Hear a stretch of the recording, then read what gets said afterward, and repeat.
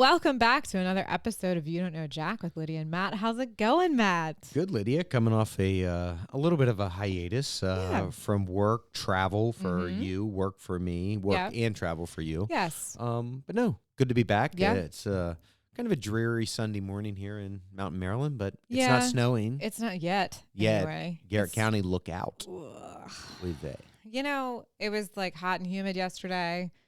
Lovely. Yeah. Love that weather. It was. Great I was for at my the, curls. I was at the lake, working. Yeah. Rebuilding a dock. Yeah. And it was not humid, but it was warm. Like, I mean, one point in time, definitely down to, t-shirt, at some points. No, but it was very nice. Muggy. Weirdly. And I was like, I don't mind it. Right. It's good for the garden. Actually, we've gotten some rain, which is really good. I swear my grass grew a half an inch from Friday to today. 100%. Like, Tim's already looking at the grass. My backyard definitely needs a mowing. Mm-hmm. And my freaking neighbor got his yesterday. I was like, Newman! Made me look bad to my people, man. I know. So we have one guy who mowed yesterday, but he was mowing dead grass. So I'm really not sure what that was all about. And we all just kind of looked at him like, it's the 5th of April. Yeah, and dude, this is way too early. I think it is generally, but if you saw my backyard, you would say, yeah, dude, you need to clean it up, bud. I would say this, after the year we had last year with the drought and we mowed 3 times all summer, I'm going to let it ride for a little bit and just be like, you know what? Get a little bit more filled in and a little bit more nutrient rich and dense. I'm okay with it. Like, I'm okay with a little length. I'm okay with that. But sort then of again, like hair, little things. Just little things, you know. Yeah, so the humidity I'm not complaining about. Absolutely not. No, and it's we actually had a nice couple weeks here. I know you were in Florida. I was in Florida for 2 weeks. Yeah. Naples. It was beautiful. Listen, it's 700 restaurants in this place that we were at for 2 weeks, and never had a bad meal. You love it because the fish is fresh and it's just fantastic. My kind of joint. Yeah, lovely to spend time with we're very lucky. We're very lucky, and so we got to spend some time with some really wonderful people and play some pickleball. Sad, really. It's not sad. Like actually. you listen. You and Tim are going down there. Early 40 and mid 40s down there, like beating up on a bunch of senior citizens. I think it's very weak. I didn't take their money. I didn't. No, you took their spirit. I mean, I demoralizing teams. No, listen, there's one guy who had a wicked serve, and all I was concerned about was like, okay, how can I improve? Because I'm just sort of flying by the seat of my pants here, and I'm hoping for the best. And like, I was like, oh man, I'm gonna be terrible. Right. And then once I figured out that this guy has the same move over and over again, they figure it out. It's like being a starting pitcher, just if you can repeat the same motion over and over again, And he didn't move. So, like, if I could get it at his feet, he wasn't moving. Like a statue. Yeah, Hey, old timer. Hey, you guys stay on your... I mean, the guy was probably on a walker. No, he was like, listen, these are... don't ageist these Did he people. have hair? Yes. He was still working, actually. Was the majority of his hair gray? Salt and pepper. Yeah, salt and pepper. He was still teaching. Let's not gloat about the victory about pounding a pickleball at the feet of a wiffle ball of an old man. Wow, inspiring. Yeah, well, sometimes you have to get your ego boosted. Got to get that W. You gotta get that W, and we're working it overtime. But no, we're actually enjoying it. It was nice, and it's something we continued to do when we got home because it got us outside. And we're running around like crazy people, and it's fun. I enjoy getting outside too. Yeah. I got some terrible news yesterday. My law partner, Mike, shout out to Mike, informed me that without my consent or knowledge, he has once again signed us up for the race the train debacle. No. And he's like, no, it'll be good for us. We'll get in shape. I'm like, when is this? It's not until like September, so we have time to get on the bike and get used to it. But I felt like he sandbagged me, but I'm gonna go with it. I think you can do it. I'm going to go with it. You want me to make you a poster? I think Larry Brock screwed me last time. Larry, if you're listening, the train did not leave the station. It was not running. Oh. So by definition, I beat the train. I agree with that. I did not get the railroad spike because they used the train's time from last year. I look, it's under protest. Okay, I think that I'm still waiting for Larry to give me my protest hearing. It's been a couple years. Still waiting for my protest. Yeah, to be heard. I don't think he's gonna hear. Yeah, the wheels of justice turn slowly. Well, you would know. Yeah, and my uncle, who was the oldest member of our team and by far the strongest member of our team, he did in fact beat the train's time. Good. He has the spike, and he said, "So you have a Gilmore spike?" Yeah, but his answer to me was, "I said, oh, so good news, we're signed up to run it." I'm not racing that SOB again. I already did it. I got my spike. I'm good. Thank you. So the GMPG team took a blow, lost the anchor member of the team. But anyway, so we do have, as we're talking about getting outside. Yeah. So the bike will be asparagus is up in the garden, getting cranked up. There you go. Yeah. As you know, not a fan. I know. I've tried it multiple times. It's not that I haven't tried it. Listen, you have. I am not. Yeah. I'm not saying anything about it. If somebody served it to me, I would be respectful and like eat a little bit of it. You like especially more of the tips than the further down the well, I'm going to tell you, fresh asparagus right out of the garden is like nutty and buttery, and it's not like that. It's okay. Yeah, no. I'm just saying it's like it's not one of those things where you say like, "Oh, I don't like it." Well, have you ever had it? No.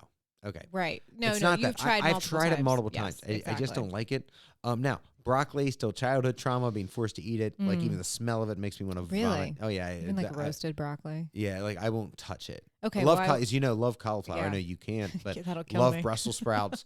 I mean, it's not that I'm not trying to, but it's like the green beans, broccoli. It was the compelled to eat as a child. Yeah, like mushy and not done well. Yeah, and so, but I just can't get past it. That's okay. So. Yeah. I know, and everyone, be like haricot vert. I'm like, no, that's called a green bean, bro. And no, I'm not eating it. Not even blanched. Yeah, exactly. These French green beans. Yeah, to keep that vibrant green. Vibrant I don't care. Color. Not eating it. Okay, good to know. I won't. But the asparagus I've tried multiple times. It just, I don't know. It's not your favorite. I mean, you get enough garlic and butter on it. Yeah, I'll take a couple bites so I look like a good guest. But it's just not like I'm never going to go. I won't put it in your scrambled eggs. Right. I'm never going and saying like, oh, give me a side of that. Now, probably if it was like a quiche, it would probably mask it better than anywhere else, where. We had it we had a little bit of salmon, scrambled eggs, and asparagus yesterday for breakfast. It's like it was good. One of the things like I don't like spinach. And it's not that I don't like spinach. But because it's cheap and it's such a filler, every time something has spinach in, they swamp you with spinach. Like, you know what I mean? Like if you like, you like spanakopita, right? You I know, like but that's the way it's done. But I'm talking about like if you get like spinach on a pizza, okay? It's freaking covered in it. Or you get spinach in a quiche, it's everywhere. Why? Because it's the cheapest. It fills in the material. It's a bulk, right? Yeah, it's like they overdo it. I do like spanakopita, so I don't dislike spinach. But it's just the way it's presented. The way it's presented, like it's a supporting character, not the main. Yeah, it's like if you get it on like a salad. In the spinach, they're gonna kill you in spinach. It's spinach with just like nothing else in it. Yeah, it's like, come on, man. I know what you're doing. And by the way, spinach and arugula grow hand in hand. I love arugula. Yeah. So man, I get really bitter at the market when I get the baby arugula and I can see the spinach has made it in. I'm like, come on, bro. Like, I just want the arugula. Don't do me the like arugula. I love an all arugula salad. It's nice. It's got that nice bite to it. You can do like shredded Parmesan. Exactly. I do it just some nice olive oil, some balsamic. Lemon. So you need like a little acid, a little fat, a little Parmesan. Yeah. Pro tip for all of our listeners. Yeah, there you go. If you're hungry now, you're really hungry, right? I'm thinking, man, I'm glad I went to the market before. So while I was in Florida, we did a spring training game, which is something that's been on our bucket list for a long time. We went to go see. We were at JetBlue Park in Fort Myers, which is the home base for the Red Sox, right. And they played your O's. Yeah. They lost to the O's. I mean, they didn't have their starters, and it was like it's one of the last. But spring training's just about spring training. It's not about like seeing like. It isn't, but it was sort of, they didn't have any of their starters for either team in, because it was like one of the last like 6 or 7 handful of games before the season started. And so I wasn't expecting the park. Beautiful. Nice. Like such a great park. It was a little chilly. I'm not going to lie. It was, we were in shaded seats and the wind was blowing. I was fine. I was in a t-shirt. I had my mountain skin on still. It was great. T-shirt, coat, like right there. You lost me on that. I know. One. I'd have been like bundled. I did tell you though. I said this is the perfect weather for you, shorts and a sweatshirt. Yeah, and I do like that. That is Matt Gilmore weather. Matt Gilmore weather. But I was like, this is perfect. The field was small. It was great. Lots of fan interaction. Got to see Wally, who I love. And then, they had all this great stuff outside of, like food trucks. Nice. And they had a place for the kids, like a batting cage and all this stuff for them. It was great. It was a really nice. It almost sounds like minor league baseball. It's basically minor league. They have great merchandise, and it was hysterical because people were like, I want to get some O's stuff. I'm like, honey, this isn't it. This isn't it. That's in Clearwater. Yeah. Sarasota. Oh, is it in Sarasota? Sarasota. Sarasota. Yeah. So it's like, it's a little bit further north, but, It was great. It was really lovely. Well, I also saw your Red Sox because I was at the Orioles home opener last Monday. Yeah. Third straight with Nathan Price. Nathan Price and two of my other longtime best friends or really good friends. Good. 4 of us. Now I loved it. It was like 82. Yeah, perfect. I mean, I was in shorts and long sleeve t-shirt. Of course, you know, but I mean, let's not go crazy. Yeah, exactly. But it was. I mean, now I will tell you this. I've been to. I think this is my 7th or 8th opening day, 3rd in a row. Like Pickles area is always crazy. Okay, yeah. I've never seen anything like it. I couldn't get in to the area. It was a 30-minute wait. What? I guess with the weather. Oh, because there's so many people came down. And then we went over by the Hilton. You could get in there, but the line to get a beer was 45 minutes. Yeah, I mean, you could die on the vine. That's human. That's inhumane condition. But it was, man, what a great! It was just a fantastic weather day. Yeah, Nathan Price. We raced the Cumberland 400 is what I call it when Nathan drives. Just hold on, hope for the best. Yeah, so we made it back to the car. We met up at folks with at the Pratt Street Ale House. Shout out to them. Yeah. Met up with some buddies. Had one beer there. We got on the road. Literally, we made it to maybe the Howard County line. It started raining, and as Nate said, it was like we were in a car wash for an hour and a half. God. But we got perfect weather. Made it back safe and sound. Nice. It was a great experience. And, that's amazing. Opening day is the best. I love an opening day. I have not been to an opening day at Fenway, but I was there maybe 2 days prior to an opening day, and it was like still you can feel it. It's just like it's just nice a special day for baseball. It's just a great, and even though this wasn't opening day, it was the Orioles home opener. You know, it's still the opening day for those teams. Absolutely. There's nothing like opening day. Yeah. I mean, I will say, like, even the spring training game, I'm sitting in the stands, and it's like your blood pressure goes down. Yeah. So as I tell Tim, everything is right with the world when you hear, you know, the ball hit the glove. Yeah. And you just it's just nice and chill. It's like, it's amazing. People ask about, they're like, oh, baseball's boring, blah, blah, blah. No, it's not. And I like it because it doesn't have a clock, amongst other reasons, right? It's just got like a pitch clock, but I know. But you know what I mean? You got to get 27 outs. The That's game true. ends when someone gets 27, records 27 outs with the lead, and then the game's over. Here's another thing. What other sport, I mean, besides football, are you watching like grass, a whole, like you're outside, you're like, it's a mellow, it's exciting, right? But it's also, there's lulls. It's lovely. And there's just ebb and what people don't understand is, like, do you understand how much strategy's going on right now? Yeah. Like, I mean, the pitcher's doing it every pitch, okay? Yep. But it's like the manager's like, hey, am I going to put that guy in motion? Am I going to run? Who am I warming up in the bullpen? Where am I going to adjust the I'm thinking an inning and a half ahead about where we're going to land in the rotation. You know, if I get the outs, like who's going to be up or in the batting order, the right pitcher, right matchups. Yeah, it's my favorite thing, and I think I'm more attuned to this now, but like the seasonality of your year, right? So it's not just the 4 seasons that you typically think of. It's also like in winter, you've got this time period where you're like, okay, so we're after the holidays. Right. And then you go into January, and then you get these like warm days starting in February, and you're like, okay, this is maple syrup season. Yeah. Right? Right. So it's starting to flow, the maple syrup, and then you're like, okay, so maple syrup. And then after that, and then it's baseball season. So it's like super close after that. You're like, okay, March, now we're going to start to talk about baseball. And then you get into the early spring like we are now. Right. We had so little rain last year that any moisture hitting mushroom spores now, and it was humid. I was like, there's morels. Like there is this whole like smell and feel to a season. And it's one of these things when you tap into it, you get way more than 4 seasons out of a year. Well, you know what's amazing? In Cumberland, you can start to see a lot of things blooming, right?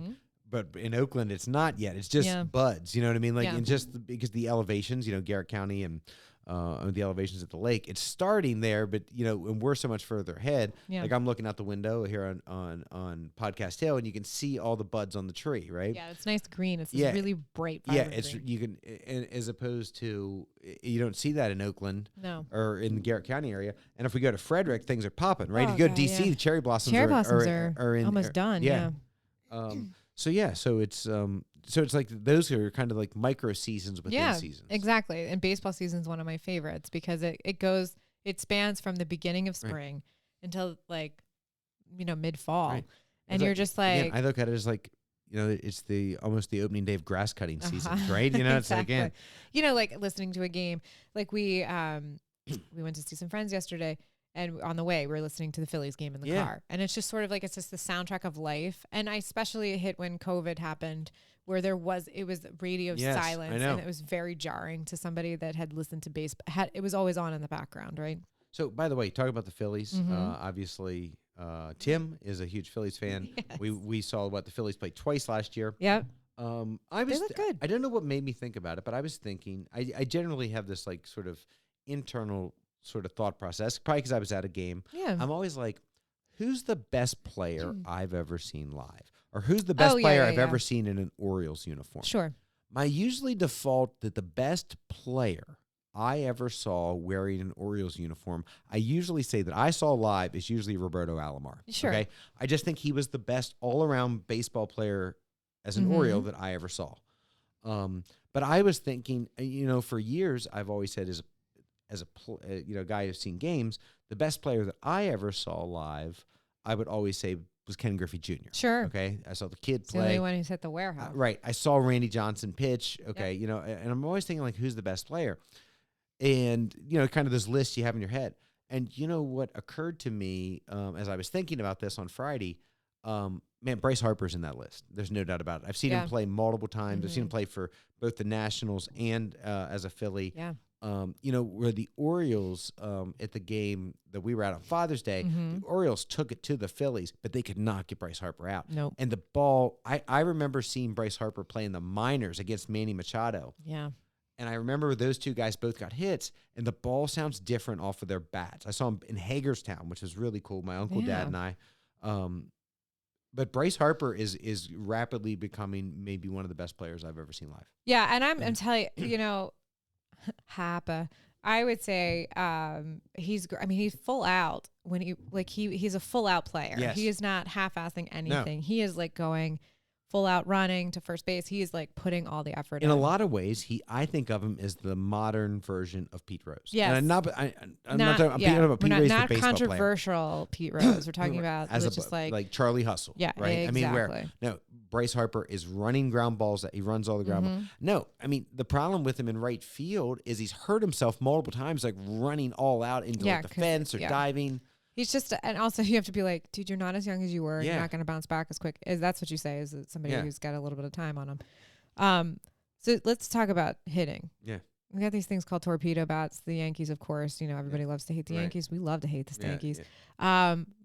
So I don't know how I feel about this. The torpedo bats, instead of correcting the swing on a bat, they've moved the sweet spot, which is cheating. I'm sorry. But there's very few rules on what a bat can be in Major League Baseball. And it's very limited. And here's the thing. It says it can't weigh more than like 42 ounces. Yeah, it has to be wood. It's got to be wood. It's, if you have a lot of them, you'll core out the top. It takes some weight off. Yeah. You can't have more than a 3-inch to ounce weight differential. Yep. So if your bat's a 35, it's got to weigh at least 32. Right. So my thing is but again, as we know with baseball and steroids and all this other kind of crap, you say, listen, you're going to do it, and then it's either going to be accepted or it's going to be outlawed, right?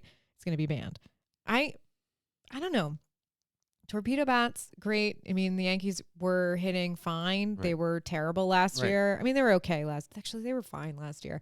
But it's sort of like they were in the World Series. They weren't terrible. They were terrible. But their lineup it smashes the ball, but that's all they really do. That's all they can do. Yeah. And so it's sort of like we've spent a lot of money because we're the Yankees, and so we're going to double down and we're going to try to tweak it. Instead of tweaking swings of players, we're just going to go ahead and move the sweep, which is like, that's not the point. Right. You're supposed to be highly skilled, and you're supposed to be able to adapt, and if you're just not hitting well, then it's you, and you should probably try to do better instead of let's make it easier. Right.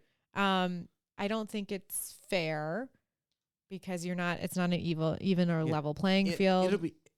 Will Major League Baseball ban them, or will this just be a passing fad? I hope it's a passing fad. I don't think it's here to stay. No, I don't think so either. I think some players, there was a player, I can't remember. It might have been the Rockies. Maybe not. And he got one of these bats and he wasn't hitting at all. And he was just like, what have I got to lose if I'm in a slump or whatever? And maybe that's it. Maybe it could be used in batting. He's like, I used it in batting practice a couple of times and it's like, whatever. But I don't know how I feel about it. I feel like, baseball bats are a pretty integral part of the game. Yeah, I think that you should, if you're going to want to do something like a torpedo bat, maybe the MLB should be like, if you want to change or upgrade your equipment, like we need to know about it. Right, but they have rules, and the torpedo bats are not breaking the rules. No, they're not. They're not. But again, I don't disagree with you. I'm thinking they still could be a passing fad. I hope so. I agree. Speaking of the Rockies, they had a triple play last night. Round the horn, which is very rare, and it hasn't happened in a long time. No. So, good for them. Right. Congratulations. The classic 5-4-3. Yes. Triple play. Right. Yeah. AL East is so for people who aren't into the baseball numbers, that means there's two guys on first and second. Right. So the third baseman is probably playing even with the bag. Yes. Somebody hits a screamer to the third baseman. He slaps his right foot over to the bag, touches it, rifles it to second, and then you go around the horn to first. 5-4-3. That's exactly what happened. What you just described. And I didn't see it, but I just when you said they had a triple play, and I think I said to you when you told me that, I said around the horn, and you're like, yep. Exactly right. And that's the only way it can happen. And that's the only way that kind of triple play happens. Yeah, exactly. You'll see some where a guy it'll be like line drive caught, and the runners are like running on first and second. Yeah. It'll be a line drive to the shortstop. He will literally catch it, run, or just step on second himself, and then triple up the guy coming first, because those guys were in motion. Correct. But this wasn't like a triple play where somebody hit into one because you had guys moving or running, like a hit and run on. Yeah. This was a legit, just the ball was hit to the right spot at the right time. Exactly. Or the wrong spot at the wrong spot, depending on how you're looking at it. So NL East, let's go with the standings. We've got Philly at 6. Yep. New York Mets at 5, then Miami, the Nationals, and Atlanta. Atlanta has 1 win. Yeah, Atlanta's very surprising. But I still think there's a team they'll figure out. They're a very good baseball team. They'll figure it out. A very very talented team. Then the AL Beast, as we like to call it. New York is 6. Then we've got who do I have here? I can't even read my own handwriting. Toronto, our favorite two teams. Toronto and New York, 6 and 5, and then tied for third place is Boston, Tampa, and Baltimore is 4. But again, it's early in the season. I think we're working it out. No, I think the Orioles are, the 4 and 5 have a chance to, just got Henderson back on Friday. Have a chance to, their pitching's going to be a question for them. There's no doubt about it. Mountain's back though. So. By the way, for the Red Sox, Garrett Crockett, really, really good. Yeah, he's really good. It's good. I mean, I'm hoping that Boston can hold their own this year. God knows they spent enough money. They did, and I'm glad that they did, because they should have spent the money a long time ago. Hey, by the way, we don't have to talk about it. But Mookie Betts, is Rafael Devers still 0 for the season? I think so. Or did he finally get a hit? I think he got a hit. I think he got a hit. I mean, man, guy running his mouth about, doesn't want to move from third for a Gold Glover in Bregman, and I know. Listen, you started with the 0 for the season. Maybe deserved. Yeah. Maybe I just think it wasn't a great Rafael Devers, who I think is a good baseball player. Was not much of a team player. No, he needs a little humble pie. I think. Yeah, well, he's getting it so far. Well, maybe he'll learn from that. Yeah. How's your bracket? Oh, it's busted. Same. Yeah, busted. After last night, especially. Mine really, I knew I was in trouble when I had St. John's. I did too. I had him running deep. I had St. John's going. I think I had him in the Sweet 16. I think I had him in the Final Four, to be quite honest. Yeah, I did. I had St. John's in the Final Four. Yeah. And I also had. Who'd you have winning overall? Because I had Auburn. Same. Yeah. Yep. And I had. Was it Duke Auburn in the last game? Who did you have? No, it may have been. I think Tennessee lost to Houston. Yeah. I had Houston. I actually had Houston losing to Gonzaga. I had what? Yeah, I had Tennessee Clemson in the Elite Eight. Yeah, that one went. That one went south on me. I did better than you. I had my Final Four was Duke, Houston. I don't like to be too chalky. Well, I was pretty chalky. I had St. John's. So instead of Florida, I had St. John's, which was my error.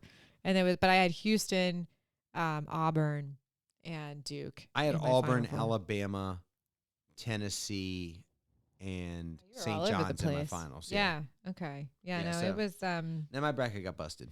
Yeah, my bracket was totally busted last night when Auburn lost to Florida. Let's talk about that game real quick. Yeah. Auburn, we had Broom, and we also have he played a hell of a game to get to the Final Four. He played with one arm the last 5 minutes of a game. It was insane. Auburn did really well. It was a very physical game, very tough. Very physical game. Yeah, it was insane. But man, by far though, it was a great game. As you said, there were a lot of turnovers and like walks, but a lot of it, the defense was just so aggressive. It was an intense pace. Florida really turned and burned. And like you said, Broome had 12 in the first half and 3 points in the second. And Florida had the bodies, they have the size, they are relentless. And they have Clayton. Clayton Jr. Yeah. My God, he had 30 points. 34. 34 points in the game. It's just insane to me the level that man can get the ball to the hoop in a way that is flawless. And you're just like, wait a minute, how did you do this? And it just happened so naturally for him. Hey, interesting fact about the Final Four. And I read this article. It was in ESPN. Yep. 3 Jewish coaches. Yes. Yeah. Yep. Yeah. We're strong. I know, but John Shire, Bruce Pearl, and Todd Golden. Yeah, it's the first time. I mean, there's been multiple, but it still isn't that many. Like, guys, well, I mean, the Florida coach was like, he used to play in Israel. He was a Maccabee. I was a Maccabee. Right. So, there was like 5 or 6. Not an Israeli Maccabee. Right. I just want to be very clear. I was also I was in the church league basketball program in Cumberland. There you go. We won the Christian Spirit Award. So wow. Did you not know that? That's an interesting fact. That one's awkward, I gotta tell you. We weren't great. However, we did have Christian spirits. No, probably not, actually. I would think not. I would be like antithesis of Christian spirit. Yeah, well, they gave us They had a very good positive attitude. Okay, yeah, fine. no, but that team was, player. we were playing in the church league basketball, and we won the Christian Spirit Award, which happened to be at the Jewish Museum for a hot minute in Baltimore. There you go. That's our claim to fame. But it's, but yeah, there have been like 5 or 6 Jewish American coaches that have coached, including Larry Brown, Guy, whatever his name is, that was at Houston for all those years. He was there like 5 times. He never won it, but been there. So yeah, it was. But I saw that and I was like, wow, that's chosen people. Yeah, exactly. Yeah, chosen to lead basketball teams. That's exactly right. You want to win a basketball championship? We know where we go. You tap them. Maybe Maryland should think about that. Seriously, So I feel like Auburn. That was a great game, and then. You looked at the Houston Duke game. I'm so sorry, Price. We got to do it, Listen, man. I'm so I got a text. He's gutted. He didn't sleep last night. I didn't think he would, but I just, I missed it. That's not shocking. Yeah. Well, I will say that Houston Duke was winning, and then at the end of the game they lost it. It was insane. The level. I'm telling you, Houston is. You don't want to sleep on Houston. What a great team. Duke, also equally a great team. But it was such, I mean, the anxiety. I was hoping Duke won just for my bracket, but I don't have a dog in the fight like Price does. Right. And I felt really, really bad. And I said, good luck tonight, the whole thing. I mean, I didn't respond after the game. I just thought he needed his space. Very good friend. I still can't bring myself to root for Duke. No, of course not. No. But I wasn't like, well, again, you could see how interested I was in it since I went. You fell asleep. Yeah, well, it's funny because Tim also went to bed early because he just couldn't keep his eyes open because he also did physical labor yesterday. And he said to me, he goes, I came to bed and he goes, so Dookie win? And I go, no, they lost. And he was like, what? Yeah. And I was like, yeah, no, they lost. And right on, man. Last few seconds of the game, it just wasn't meant to be. And it's unfortunate. And that's just how it goes. But we got to talk about Maryland, men's and women's. So we're gonna do that because we're gonna talk about Maryland briefly because look, basketball season's over. Yeah. And I want to talk about the women's Final Four, which I'm much more interested in. Yeah, which is happening today at 3:00. So if you don't have any plans now, you do. Because exactly. We're gonna get into that. We're gonna talk about that, but quickly we're gonna talk about Maryland men's. We'll get the men out of the way and then we'll talk about the real deal. Willard. Look. I don't have any trouble with a guy wanting to go coach somewhere else. He is like the first coach to ever leave Maryland for a job. Like now, let me tell you something. He has a history of doing this. But it was really about the way he did it. He was sneaky about it. He I'm not going to go to Villanova. He wanted to burn the place down on the way out the door, and I just didn't really appreciate that. I don't like that. It's bad karma, and it'll come back and get you. I have a feeling. But hey, whatever. And Maryland was going to give him top 10 coaching money. Yeah. I didn't really think he was worth it, but I thought that's what the market was going to dictate. And then, Maryland replaced one bald guy for another one. Buzz. And brought in Buzz. look, but I think Buzz's show gets old pretty quick. Yeah, but he's bringing some talent with him. He's bringing some. Texas again, A&M it's just like you talent. just bring the lineup with you. Kind of. But he's he's an intense guy, but Yeah. kind of a little theatrical for my taste. But he's an East Coast guy, so he is. But look, he actually has a better pedigree than Willard. He's won more, way more Sweet 16. Listen, I don't like how Willard handled himself on the exit. I thought it was a little sloppy. If you want to say, hey, I'm like a Jersey guy, getting back to Philly. I mean, Philly is South Jersey. Yeah, South Jersey's Philly. Yep. Like, look, that's where I'm from. I'd rather be back up that way. Then I don't have a problem. honest. That's cool. That's great. Just be honest about it. Don't jerk me around. Yeah. But I think Buzz is probably here for the long haul. At least I hope so. Or until we decide Buzz isn't. Correct. Here. But you have the power of doing that. Yeah, I don't know. I feel like Maryland handled it well. He was gone, and then we had a replacement right away. So I feel like that's pretty good. And I would really love I'm really have a hankering for the good old days of Maryland in the NCAA tournament. Yeah, I'm really missing. And they did make a run to the Sweet 16. Yeah, they did. And played. Didn't play well. poorly against Florida. They played well. I mean, I thought Maryland didn't have enough horses, and they ran out of. Let me tell you something. They didn't get blown out by Florida. No. But it was a good effort. Did I think that they were going to win against Florida? I hoped, but I would say Maryland basketball is not here for that's what someone said. In Maryland, you're judged by Final Fours. Yeah, absolutely. Willard went to Villanova. You're going to be judged by winning national titles. They've got 3. Mm-hmm. Maryland goes to Final Fours. And where's he going to match up there? I don't know, but we'll find out. And then of course, and not surprisingly, and he should go. I'd love to see him back. Yeah. Derek Queen also is going to take his talents to the NBA. Yeah, he was on SVP, and I was talking about that, and he was like, "Yeah, he thanked a litany of people before he made the announcement, but that was that was so transparent." But I do, Scott Van Pelt was basically saying, it doesn't matter if you go to the NBA or not, you're always from Maryland, and you can. And listen, he became a Baltimore legend. Yeah, he did because he had after the game, and they said out, like, about him. He said he said to Willard, "I'll give me the mother effing ball." Yep. And then he made it, and they asked him after the game, "Well, why did you want the ball?" I'm from Baltimore. I'm from Baltimore. That's why. Yeah, exactly. And it's an iconic line. LeBron James on Pat McAfee show talking about it. He's like, "Oh, I know guys like that." You talk about like Carmelo. Yeah, because that's how they are. Oh, and he wasn't like LeBron was like on it. He loved it. He's like, "Oh, I get this. Yeah. This is like a total Baltimore thing. Yeah, he loved it. This is a swag that you only can get from Charm City." And Derek Queen became a Baltimore legend. Yeah, of course. So I'm from Baltimore. That should be merch. That's his merch. Oh, I think it's already years. But I think at 19 years old, and he became an icon. Yeah, absolutely. He says iconic things like that. It's great. Mean, they're gonna, he's 19 with braces. By the by. It's gonna be like we're talking about, in Baltimore. They'll talk about Tyrell Muggsy Bogues and Sam Cassell and Carmelo Anthony. And now they're going to say Derek Queen. I mean, he wrote himself into My God, what a name, Derek Queen. Yeah. And then you've got, and then Cooper Flagg most likely is going to go too. Yeah. Which leaves John Shire kind of in the lurch, but I think he'll figure it out. It is Duke. People go there for the dynasty that is Duke. All right, let's switch to the ladies.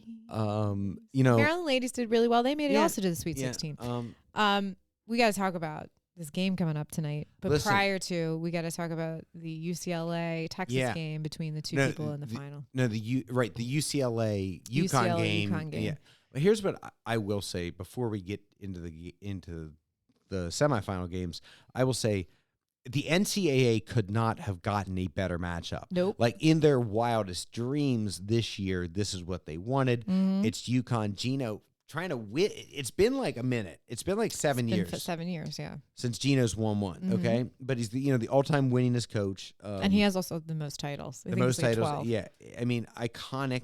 Paige Beckers, who is trying to, Buckets, and we Paige talked Buckets. about it. We're trying to make it herself to the Mount Rushmore of UConn players. Yeah, just in the context of UConn, right?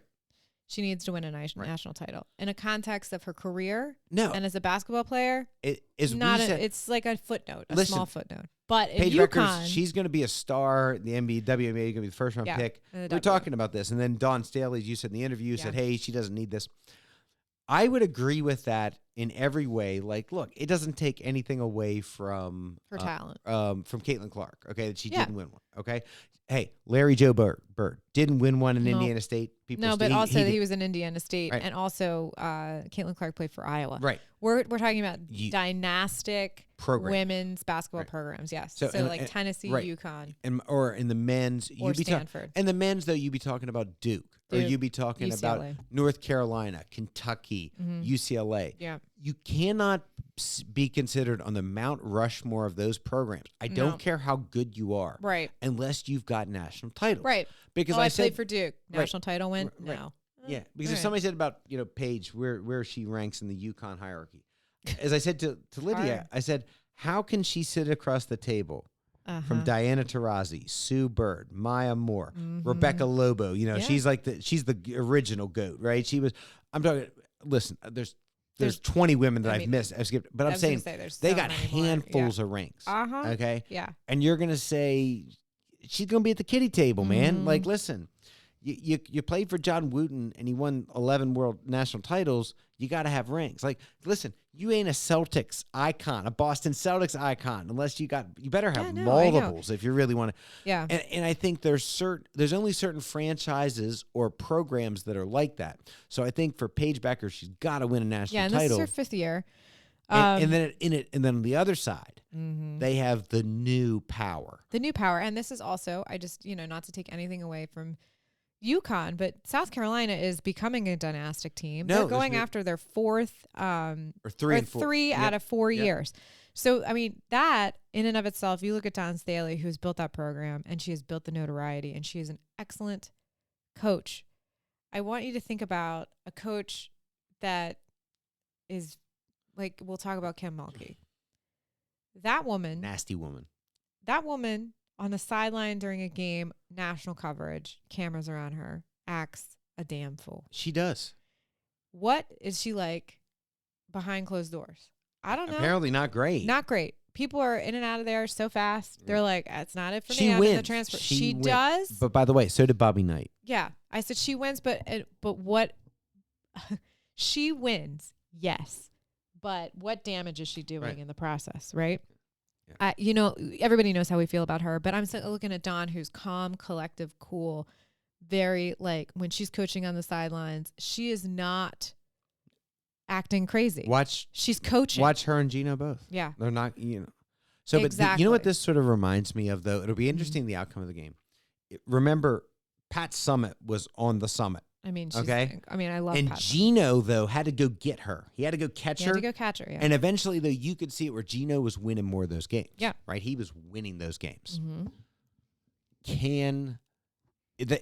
I'm not saying it won't happen again in a year or two. Yeah. But where does that moment come for Dawn Staley? Like, can she... Yeah. When does it switch? I'm not saying that Dawn Staley is not... She is absolutely an elite coach, okay? Yeah, and she's locked in for a long time. But can you surpass Gino? Like, this is one of those games where... I don't know. Where then someone starts saying, like, okay, because right now you'd say, oh, who's the best coach in women's basketball? A lot of people are going to say Gino right away. Just because it's stats. But if Dawn starts passing and beating him, because that's what Gino did. He started beating Pat Summitt routinely in Final Fours and national title games. Yes, he did. Absolutely. And that's what it takes to There was a sea change. Right, there. the changing of the guard. Yeah. I'm saying, I think we are at that. I think it's upon us where it's going to be Dawn Staley. The question is this the year where you really start to feel it? Yeah. Because didn't Connecticut go down, beat the brakes off of them? They did, but I mean, if you look at that, okay, that was the beginning. That's like months ago. Yeah, but I'm saying they're two totally different teams. I totally agree, but I'm saying, like, is this where it starts to say, man, Dawn Staley's the true new big dog. She's the one who's won 3 and 4 years, right? I mean, I think that Dawn, personally, this is the stuff that you and I talk about, and this is the stuff that, like, pundits will talk about. Right. But as far as Dawn Staley is concerned, and I think she's definitely consistent in this with her interviewing process, when she goes and talks about her team and stuff like that, she is concerned about her players. She's concerned about the level at which they're playing. She's concerned about how they're executing her game plan. And then also how she has to adapt depending on what her players bring to the table. She's worried about coaching. She's not worried about numbers. Right, She's not worried about seat change. No, this isn't. But I think this is what pundits talk about. Exactly. This is what we talk about. But what I'm thinking for her, she's saying she's looking to get another national title. She's working for her girls. That's the thing. And the same thing for Gino. I think when you got characters like Kim Mulkey, she's after it for her own benefit. Yeah. And I think the coaching on the other side, Don and Gino, you're looking at these, and Tara from Stanford, they're in it for their players. They want their players to be able to experience these things, and they're coaching them to be the best that they can be. Listen, we see a lot of the men's basketball coaches that'll dress like peacocks and stuff like that. Yeah. I mean, but Kim Mulkey does the same thing, right? Is it about her? Is it about you, or is it about your players? We know we know it's about her. When I see Slick Rick, when I see Rick Pitino on the court, when he's in his all white suit, it ain't about his players, it's about him. It's about him. So I'd be just as critical. I'm being just as critical of him. You're an equal opportunist. Is when now I'm not saying, look, I'm fine. You want to dress up, you want to look good, but Mulkey wears stuff to she's not sitting there in an Armani suit. She's peacocking. She's not sitting there in an Armani suit. Do you know what I mean? I agree. She's not like, there are times where you'll see like Pitino or back in the day, or Calipari, where look, they're wearing a suit that's worth like more than most people's mortgages, payments, but it's understated. Let me tell you something. Don Staley wore a Gucci tracksuit. Right. Yeah. In South Carolina colors. Yeah. Was it flashy? No. Was it subtle? Absolutely. Right. And my thing is like, and she had these necklaces on. We're going to talk about these necklaces. She had these like big, chunky necklaces, and they were people were like, what's the story with this? She does a lot of Make-A-Wish. Okay. And she meets a lot of kids that have terminal illness or that are very sick. And they made them for her. And they make them for her. And she wears them so those kids can see that she knows that they're there. She also wears them to remind her how lucky she is. And there was a girl that was battling lymphoma. She beat it, and she was at the first game in Tampa. Okay? She wore a necklace. She gave Don a necklace. Don put it on. My thing is, she's selfless in that. Okay? And she's here. She sees the bigger picture. Yep. I love that. Fantastic. Agreed. But she is not peacocking. No. She's coaching. Right. And there's a difference. Right. And I think that if you're a player and you want somebody to bring the best out of you, like Pow, for example. Yeah. You know, she's in it, right? And then you also have a Uconn player whose family came over for the first time to see her play from Egypt. Right. And you're just sort of like, okay, they made that happen. Right. Like Uconn made that happen. You know, they're all there. They're doing this whole thing, right? And I think it's an incredible, those are two incredible programs that if your daughter got into, you would be like, absolutely, I feel really good about this. Like I trust Gino. I trust Dawn. Kim, on the other hand, might cause nervous breakdown. I don't think for a second that you're playing at Uconn or at South Carolina and not being coached hard. Being coached, you know, but no. There's hard is different than I don't know. So I will say I think we have a marquee. We have a marquee championship. We have a marquee championship. Let's talk about the semis before we get to the final. But we just talked about the final. It's going to be great. It's going to be amazing. South Carolina played Texas. Yeah. Texas is a tough team. And they battled it out in the regular season, and then South Carolina got them in the SEC championship. They did. So the SEC prepares you for the tournament. Yeah. SEC teams are tough when it comes in. I mean, we know this, but Texas, they ran them into the ground. Yeah, they ran them into the ground. It was a close game. First quarter, second quarter, that South Carolina started pulling away. Back half of the game, it was over. Uconn. UCLA, the Bruins. They were going 2-1. It was like UConn's getting up and down the court and getting two shots in half the time. You know, it's insane. The amount of turnovers that happened made them look rudimentary at best, and like they were playing in high school ball. And a very good, by the way, a UCLA team that only lost 2 games. Yeah, in their division. The only 2 games they lost all year. Both were to USC. Who they then beat though in the the Big Ten championship game. Yes, which is fine, but I will say they look terrible. I mean, they have one player that's good. Yeah. She's a post player, bats. She's fine. You know, she's okay. Right. She loafs. Yeah. She's like on her. Listen, she's a big girl, and I get it. And I don't think she loafs. I think that's where her conditioning level is right now. That's what I'm saying. I think to play in the WNBA, her conditioning level is going to have to change. 100%. And my thing is with UCLA. Their conditioning was terrible. I looked at that. Or Connecticut's just made it look terrible listen, because theirs is a different level. If you're playing at that level and you're expected to play, you should be able to play teams of all different calibers. And if your team isn't conditioned like every other team, you're going to lose every time. And what happened though in the scouting reports? Clearly, Gino saw we can run this team to the ground, or we're going to die trying. Well, here that's exactly what they did. You run them to the ground. You switch your players in and out. Yeah.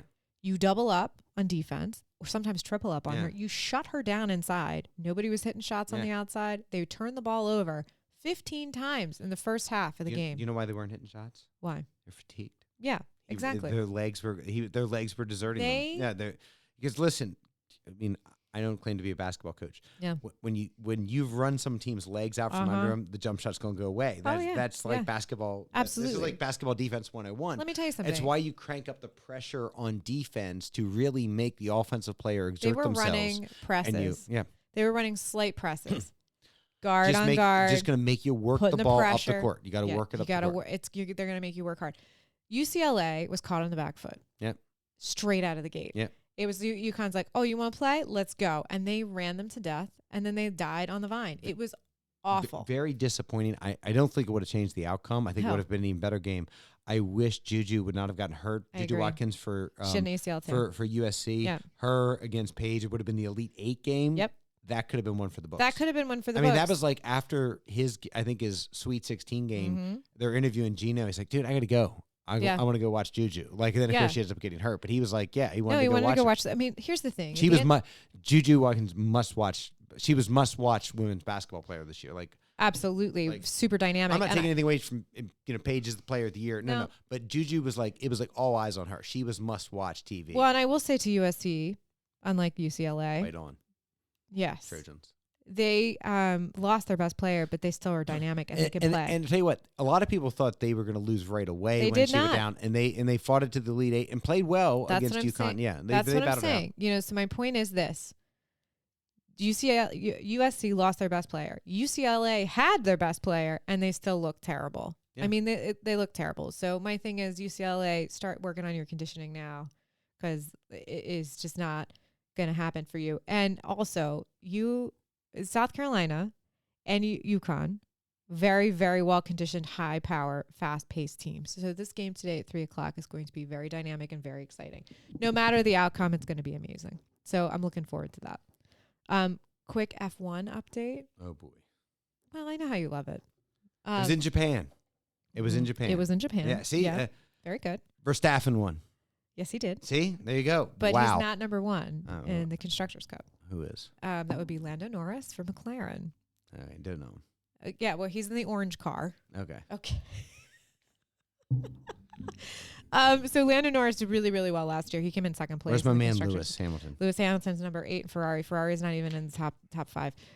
So we've got 2 McLaren drivers, 1 and 3. Verstappen is number 2 in Constructors' Cup. So that means... And there was some shakeup in Red Bull. I don't know if you know this. Oh, wow. No, I missed that. You missed that? Did you miss it? There was a new driver that they put on. He was driving for another one of the Red Bull teams. So they moved him up into number 2. Then he didn't do so well. He didn't perform. The first couple of races, they pulled him and switched him out for a Japanese driver. That's a quick hook. So the problem is that Red Bull lost last year the Constructors' Cup to McLaren, which is a lot of money, okay? So Verstappen won the driver, lost the constructors, which is where you want. That's where you want the constructors, because that's where you get. But all a driver can do is win, right? He can't help the rest of that. That's not true, because you're in for the points. So you get points if you are in the top 6. Right. So if you finish, but I mean, if he won the drivers, he couldn't have done any better. No. For the team. Or the constructors. But the second driver needs to get 2, 3. He was finishing well below 6th. Total loser. Perez. Gone. Well, he is gone, because here's the thing with F1 drivers. As soon as you start to feel that you are not invincible, that's the time when you're done.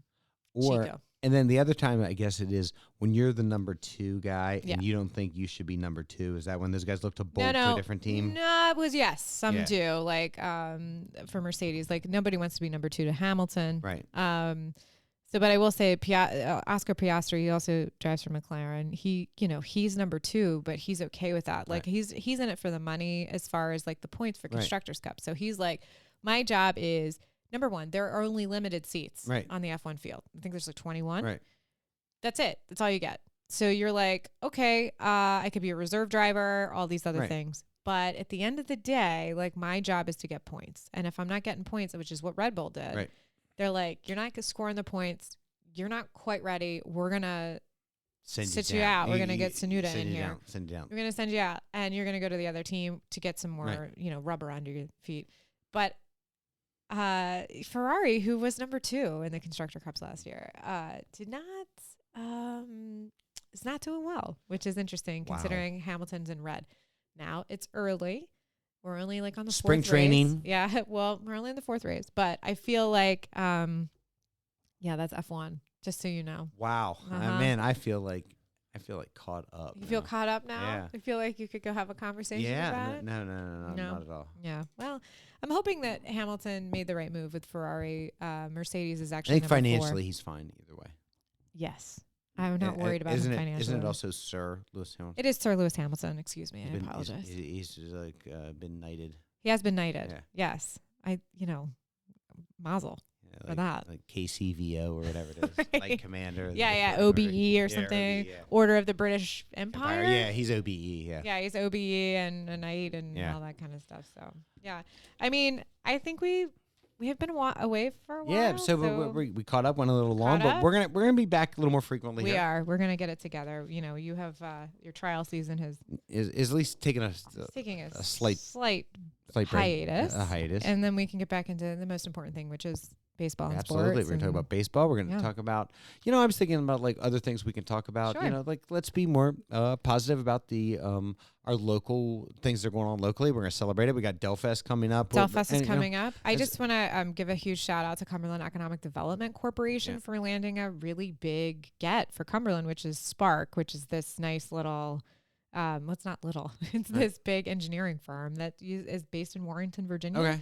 And they're opening an office here in Cumberland. And then, I think I heard about this. Yeah, they're hiring like 11 or 12 That's people. Awesome. And they're going to be moving into the Rosenbaum building. Shout out. I heard that. Yeah. So it's a huge thing. And they were a Edwards grant recipient. No, I heard that. So it's I like it's stuff we want to talk about. We want to talk about downtown is looking up. Downtown is looking up. Man. I mean, we had a closing of M&M Bakery that was around for 40 plus years. But that was just that was just time. It was time. It was time for him to retire. Yeah, and if you need a donut fix, though, go to Caparelli's because they're upping their donut production. It's also like it's like the Dunkin' Donuts ad. Time to make the donuts, right? Yeah. You have to start very early in the day. It is. Someone said maybe you should open a bakery. And I go, just because I make donuts for Hanukkah every year. I said they'd be nighttime donuts. Yeah, exactly. It would not be morning donuts. I mean, because the morning donuts, you got to be there. Like, you're baking at like 3 a.m. I'm not doing that. Yeah, I mean, I can stay up until 3 a.m, right. but I don't want to start baking at 3 a.m. Yeah. Could you imagine? If you want to own Caparelli's, you're baking at 3 a.m. No, Gus, it's all you. Yeah, now it's Dave. But it was Gus. When I was a kid, it was Gus. Yeah, right? well, same. And that's what Gus was doing. And man, like, I was friends with his kids. Like, man, Gus had to go to bed like at 9 because he had to be up. At like 8, 9. He's like turning in, man. He's got to go bake. Right. I mean, Tony and I, Yeah. But honestly, I think that, so it's interesting. So they did a really lovely post about saying, like our friend Rogers, he's retiring. That's great. So we know that there's a hole in the market. Right. So we're upping our donuts. And if you want them, just call us the day before. We'll make sure we have them for you. There so you go. if you're looking for another local spot to get some sweet donuts, and let me tell you, Caparelli's has some really good donuts. Gus makes delicious desserts. Listen, I think I'm contractually obligated, though, to make sure you do know Cumberland. We do have Dunkin' now because of my client relationships with those guys. And that's coming along who I really do like. nicely. The one is being under construction in Cumberland. Right down by Chick-fil-A, LaVale and Frostburg. Mm-hmm. So those guys who I do very much enjoy those guys. They're yes. Guys. But there's plenty of donut options. Yes. What we're trying to say. Prune cookies, on the other hand, I don't know where you're going to find those. M&M was apparently famous for their. Never had one. I'll take your word for it. Okay, I hadn't either, but that's something that you can get a good look at a T-bone by sticking your head up a bull's rear end, but wouldn't you rather take the butcher's word for it? Tommy Boy. Tommy Boy. An edited version of Tommy Boy. I know. I was so we didn't didn't have to put the expletive. I don't have to put an expletive thing on the podcast this week. Okay. So Lydia, this is season 5, episode 11. Yeah. That the logic tells you there's been 10 previous episodes this season. And 4 previous seasons before that. When it's here, talk and talk and talk.